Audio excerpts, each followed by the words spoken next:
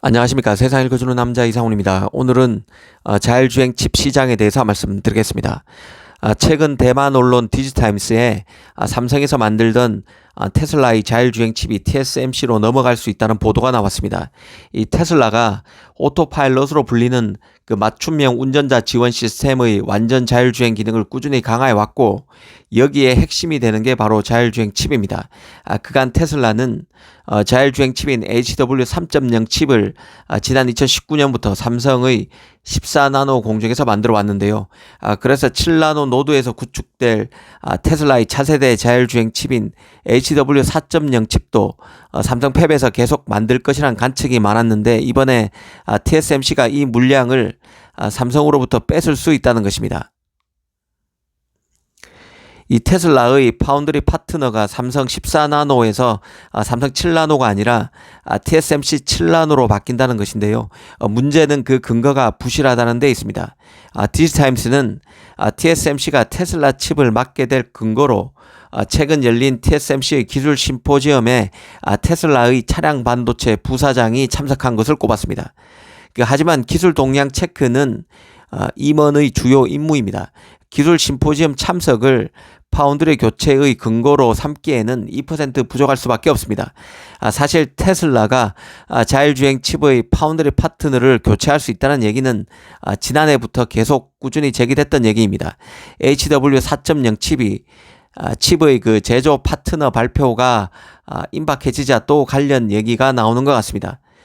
이 삼성은 지난해 초인 그 2021년부터 테슬라와 HW4.0 칩의 설계 작업을 진행해 온 것으로 알려진 상태입니다.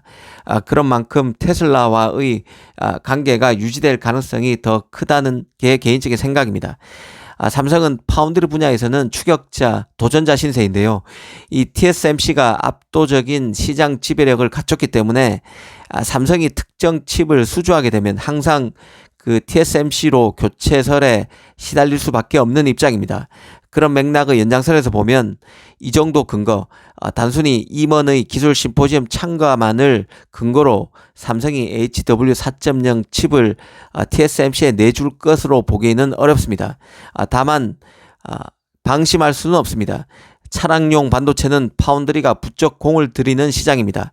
워낙 급성장하고 있기 때문에 그렇습니다. 그 일반 자동차에는 칩이 200개 정도 탑재되지만 조건부 자율주행인 레벨 3 이상 차에는 대당 2,000여 개의 칩이 필요합니다. 한 10배 이상 늘어나는 것이죠. 그렇다 보니 TSMC도 고객 확보에 혈안일 것으로 봅니다. 그런 관점에서 테슬라 HW4.0 칩의 최종 향배를 신중히 지켜볼 필요가 있다는 생각입니다. 그 만에 하나 테슬라가 자율주행 칩을 삼성 대신 TSMC에 맡긴다면 테슬라와 TSMC 간 밀착도 훨씬 강고해지게 됩니다. 이미 테슬라는 자신의 슈퍼컴퓨터인 도조의 CPU격인 D1 칩을 TSMC의 7나노에서 만들고 있습니다. 테슬라의 D1 칩은 자신의 슈퍼컴퓨터 데이터 센터에 최적화된 칩으로 생각하시면 되는데요. 이 카메라로 수집된 엄청난 양의 데이터를 인식하고 처리하는 역할을 맡게 됩니다. 이 도조가 슈퍼컴퓨터죠. 이 테슬라의 슈퍼컴퓨터인 도조가 자율주행 사업을 위한 테슬라만의 데이터 센터고, 여기에 들어가는 두뇌격인 D1 칩을 TSMC 7나노에서 만들고 있는 상태인데, 이 자율주행 칩인 HW4.0마저 TSMC가 맡게 된다면 이 모든 것이 테슬라의 모든 칩을 TSMC가 맡게 되는 격입니다. TSMC로서도 HW4.0 칩에 군침을 흘릴 수밖에 없는 상황입니다. 사실 그 차량용 칩 시장은 급변하는 중에 있습니다. 이와 관련해서 주목해야 할 업체가 바로 퀄컴인데요. 이 퀄컴의 경우는 차량용 칩인 스냅드래곤 라이드의 사업 확대를 추진 중에 있습니다.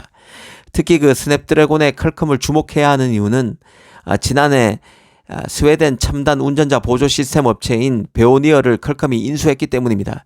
당초 캐나다의 자동차 부품회사 마그나가 베오니어 인수를 할 것으로 예상이 됐었는데요. 이 퀄컴이 막판에 더 높은 가격을 제시해서 베오니어를 낚아챘습니다. 앞으로 퀄컴이 AP 시장에서 스냅드래곤으로 삼성의 엑시노스와 경쟁해 왔었는데요. 앞으로는 그 차량용 칩에서도 스냅드래곤 라이드, 엑시노스 오토 간 경쟁이 치열해질 것으로 봅니다. 이 파운드리에 재진출한 인텔이 이 퀄컴을 최대 이익을 안겨줄 미래 잠재 고객으로 보고 있는 데는 퀄컴이 그만큼 사업 확장에 열을 올리고 있고 그 전망도 좋다는 판단에 근거한 것입니다. 사업 포트폴리오를 새롭게 재구축하고 있는데 그 전망이 괜찮다는 것이죠. 이 차량용 칩만 봐도 퀄컴의 위상이 잘 드러난다는 생각입니다.